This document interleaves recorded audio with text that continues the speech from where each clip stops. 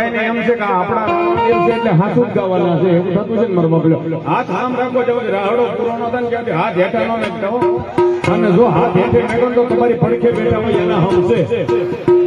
જો તમે હાથ હેઠા મેકો તો તમારી પડખે બેઠા હોય ને એના હમ છે મડી પાણીડા હલા